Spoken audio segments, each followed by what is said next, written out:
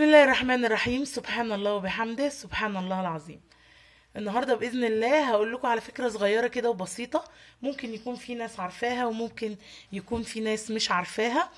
بس هي يعني مشكله للكل، وكمان خساره فلوس، واوقات ما بتلحقيش تتهني على الموز بتاعك شكله جميل كده وسواه مظبوط، وبتلاقي يومين مجرد ما بتبقي حطاه في دولاب المطبخ يومين وبتلاقي كل الموز بقى بقع سودا، او حتى لو زاد في سواه هتلاقيه بدأ في مثلا فوق يبوظ، تحت يبوظ، في النص بقى اسود، فبتلاقي الصباع مش كله حلو وسواه مظبوط زي كده. حاجة بسيطة خالص هتعمليها لما تجيبي الموز.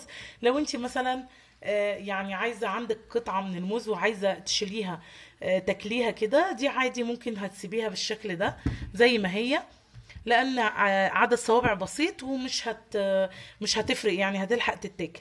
لكن لو عندك كميه مثلا قد دي او اكبر بكتير واستهلاكه فيه مش كتير قوي، او جايباه مثلا من قبلها بيومين عشان انت عايزه تعملي بيه اي وصفه كيك او كنافه او اي حاجه، فهتجيبيه وبمنتهى السهوله بالكيس اللي الموز كان جاي فيه. مش هقولك بقى بلاستيك غذائي ولا هقولك اي حاجه، لا، بالكيس اللي كان جاي فيه هتعملي كده وتلفي الكيس مرة كده، خلاص، وتربطي عليه الكيس من المنطقة اللي ماسكة كل الصوابع بتاعة الموز، وتربطي عليه كويس بحيث ان دي كلها تبقى متغطية بالبلاستيك بالشكل ده. خلاص، مجرد ما هتغطي دي بالبلاستيك كده الموز هيقعد معاكي فترة طويلة جدا بالشكل ده. كل ما تعوزي واحد او اتنين هتشيلي ده الكيس وتاخدي اللي انت عايزاه، وبعد كده تربطيه تاني.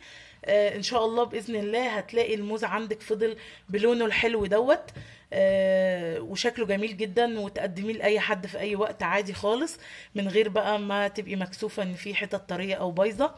ان شاء الله تكون فكرة بسيطة وعجبتكم. صلوا على سيدنا محمد، اللهم صل وسلم وبارك على سيدنا محمد وعلى آله وصحبه وسلم.